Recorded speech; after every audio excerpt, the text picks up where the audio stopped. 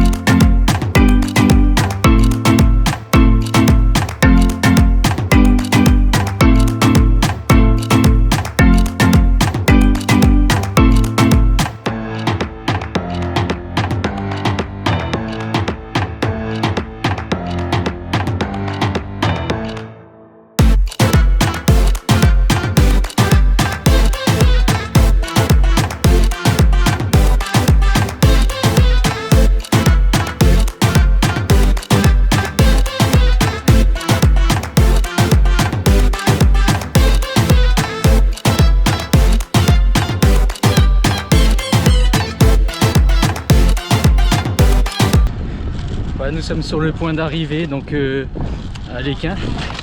Hop. Là on est au niveau de l'accès. On va arriver donc devant le concessionnaire, enfin le service center.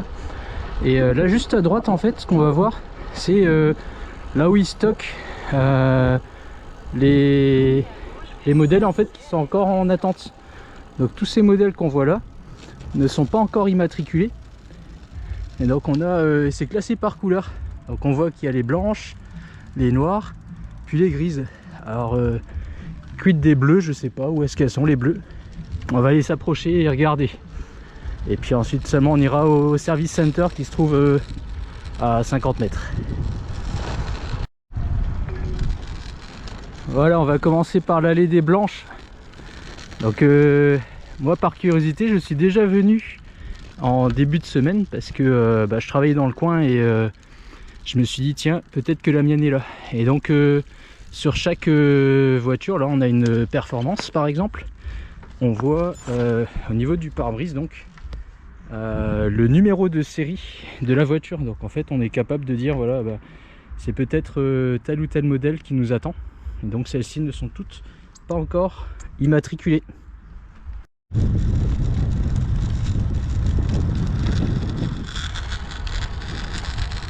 On va passer juste à côté. On va aller regarder les grises et les noirs. On a beaucoup de questions là sur la qualité de la peinture des noirs. Donc là on a les grises. Donc même principe, hein, tous les modèles classés par couleur. Et donc on voit qu'il y a principalement des modèles 3. L'autre jour il y avait des modèles Y, et donc là on a une noire. Voilà. Bon, elles sont pas lavées, je pense qu'elles sont toutes destinées à être préparées. Et donc sur certaines on voit même qu'il y a un petit ruban là au niveau du rétroviseur. Je sais pas à quoi ça correspond, mais je pense qu'elles descendent toutes du camion. Et on voit aussi au niveau de des vitres. Donc c'est pas du chrome, hein. Souvent on pense que c'est du chrome, mais en fait c'est juste une protection en plastique qui se retire, hein, simplement, un film pour protéger donc la peinture, enfin la couleur noire satin. Voilà. Et quand elles arrivent, on voit que il n'y a pas d'enjoliveur, enfin pas les aero wheels montés dessus, et donc tout est préparé sur place. Donc on va partir du côté du service center qui se trouve juste derrière. C'est parti.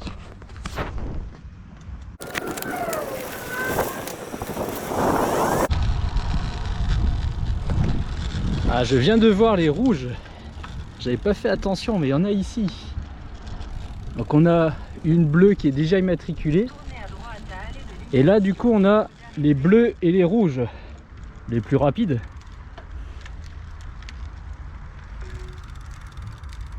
Les rouges. Et voici les bleus. Peut-être que pour les gens qui sont à l'équin, elle est peut-être déjà là, votre modèle 3. Et donc pas de surprise, on voit très peu de S ou de modèle X, et essentiellement de modèle 3 actuellement. Je pense que les Y ont déjà été principalement livrés, et donc on a la Gigafactory de Berlin qui est en train de préparer peut-être les prochaines. Et voilà, et là on s'approche donc du service center. Donc c'est dans une zone un peu industrielle où donc on a plusieurs entreprises. Aujourd'hui il y a une animation Ma Borne Auto. Donc je pense qu'ils viennent faire la promotion de leurs produits. On a quelques bornes de charge spécifiques pour les clients. Et donc ici on arrive au service center Tesla.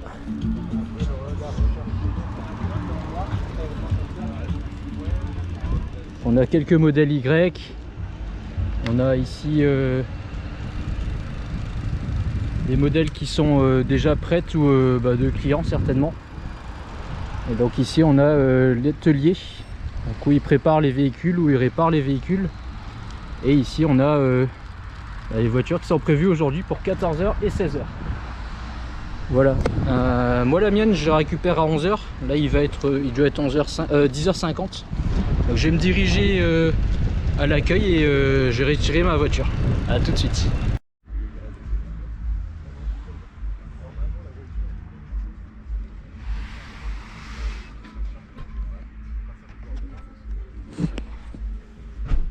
Donc là je suis à bord du modèle Y en attendant que la mienne soit livrée, parce que tous les vendeurs pour l'instant sont occupés. Donc on m'a proposé de découvrir ce modèle. Donc en rentrant à l'intérieur on voit que beaucoup de choses sont similaires. Je pense qu'on est assis un tout petit peu plus haut que sur le modèle 3. Quand je dis on est assis plus haut, c'est au niveau du siège. Forcément en termes de hauteur, là on voit qu'il y a un modèle 3 à côté. On est beaucoup plus haut, hein. Je crois qu'il y a bien presque 20 cm de différence en hauteur. Mais en position de conduite, finalement, on est plutôt installé de la même manière, et à quelques centimètres de plus forcément, mais on n'est pas dans une camionnette, quoi. Donc ça, c'est vraiment pas mal.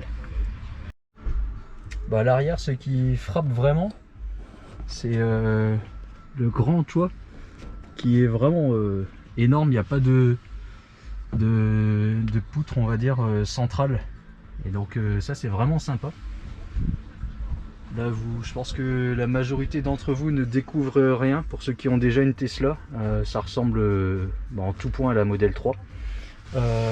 Et donc la nouveauté sur le modèle Y, c'est ce fameux coffre qui doit être énorme. Donc on va aller regarder derrière.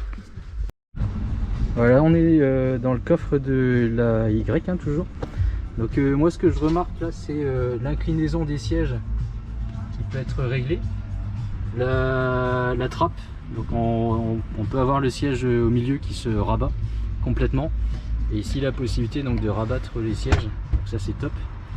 Ce que je remarque également, donc on a la petite lumière en haut. Alors je sais pas si ça éclaire beaucoup, Et puis ici on a les deux enceintes, donc directement intégrées dans le coffre.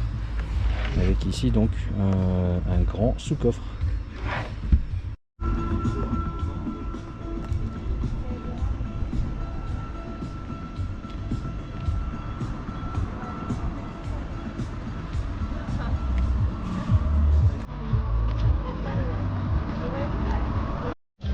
Je suis en train de faire le tour du véhicule. J'ai rien remarqué pour l'instant de défaut. Tous les alignements de carrosserie sont nickel. Là ici généralement là c'est bien. À cet endroit là on est bien. Là, les alignements du toit on est bien aussi.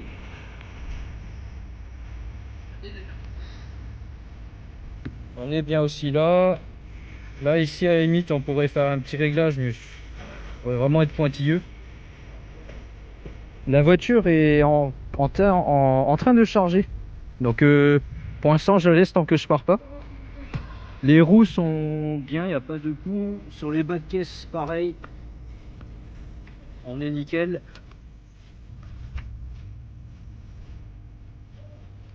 Donc je pense qu'il y a vraiment rien à redire pour l'instant. Là c'est pareil, on est ok. Les roues, les bas de caisse, un petit poil, on sait rien. Hop, toujours bien aligné. Là on a une petite tache et je sais pas trop ce que c'est, donc j'ai demandé à...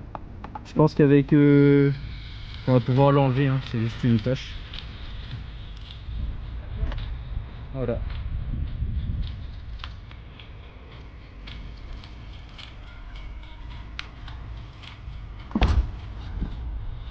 Le coffre s'ouvre bien.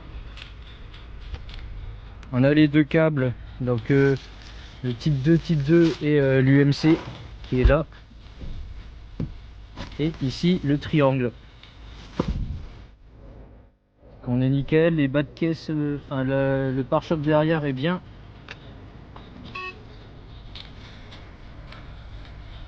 Alors on va passer à l'intérieur.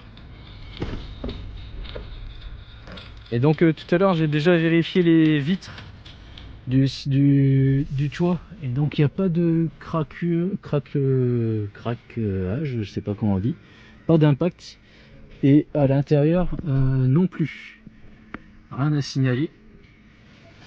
Les alignements sont corrects, j'ai regardé ici tout à l'heure, donc là souvent on avait des exemples où c'était mal aligné, là c'est nickel. L'écran s'allume, donc c'est pas mal. On est chargé ici à... Alors j'ai encore 240 km. Et donc je sais pas comment ça marche. Bon, il reste 2h35, donc je suis pas pressé moi. Et on charge là à 16 ampères. Et donc 80 km/h. Voilà, donc c'est une borne pas spécialement rapide, je pense que ça doit être du 7 kWh. Voilà, donc pour moi la voiture est nickel. Je vais pouvoir repartir avec. Juste quand même poser la question pour j'ai quand même posé la question pour cette petite marque, si ils peuvent faire quelque chose, et s'ils peuvent pas, ben je le ferai moi. Voilà. Donc je vais rentrer chez moi, on va se refaire une petite vidéo là sur la route, et puis une fois que je serai à la maison, ben, je commencerai à mettre en place mes accessoires. Voilà.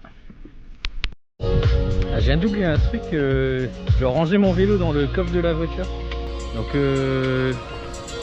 ça c'est un vélo de route, hein, Crest, ce qu'il y a de plus classique. Donc je vais le mettre dans le coffre de la voiture. Ça rentre, hein, parce que j'avais déjà fait le test lors d'un essai précédent.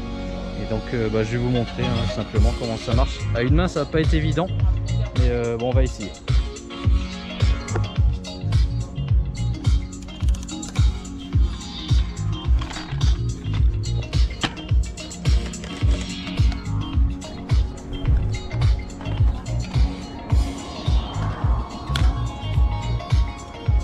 J'ai retiré la roue avant.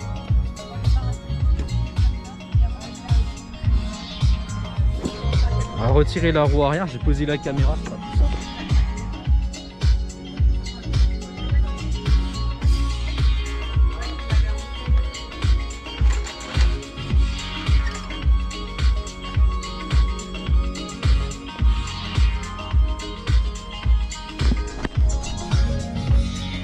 Donc il y a une méthode hein, pour le mettre. On le glisse comme ça. Hop.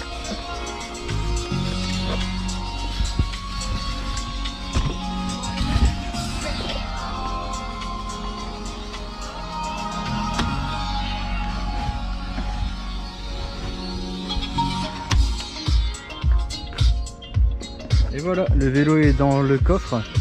Donc c'est la condition sine qua non pour que j'achète cette voiture. Parce que pour moi, si je peux pas le mettre dans le coffre, bah je l'aurais pas prise, simplement.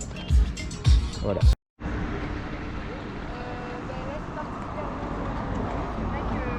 Alors on a une borne qui est décédée.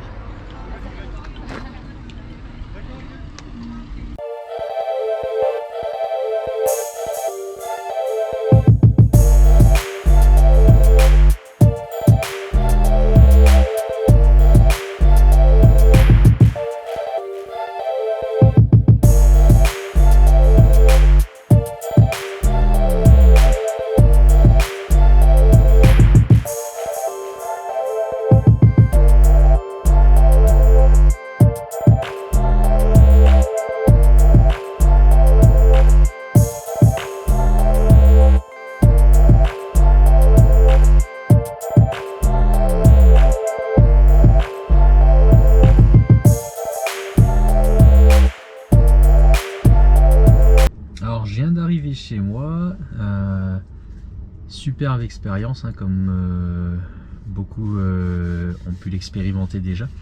Donc moi je suis très content de cette première conduite, on va dire. Je viens de faire, on va regarder là, alors, je connais pas encore trop les menus, mais hop, comment ça marche, on va essayer de trouver. Ah bah je crois qu'on peut pas. Ah ça y est. Donc depuis la recharge donc chez Tesla j'étais chargé et donc j'avais 14 km pour rentrer avec des routes limitées à 90-70 km/h et puis un peu de ville hein, pour revenir chez moi, donc sans connaître la voiture. Et là je suis en mode serrage, donc où on a enfin je connais aucune fonction, je sais pas qu'est-ce qui fait économiser ou pas la batterie. Mais en tout cas, sur ces 14 premiers kilomètres avec la voiture, j'ai une consommation déjà qui est très intéressante. Certainement que ça sera supérieur sur autoroute. Et puis bon, on le constatera plus tard. Je ferai certainement des tests aussi. Bon, il y en a plein déjà sur internet, donc j'essaie d'être un petit peu différent et de proposer des choses qu'on voit pas habituellement sur les autres chaînes Tesla. Ça va pas être facile. J'ai eu l'occasion aussi de tester donc le système de son. Donc effectivement on n'a pas le son hein, qui vient des enceintes, et du coup j'ai déjà acheté le kit hein, qui permet de faire le raccordement.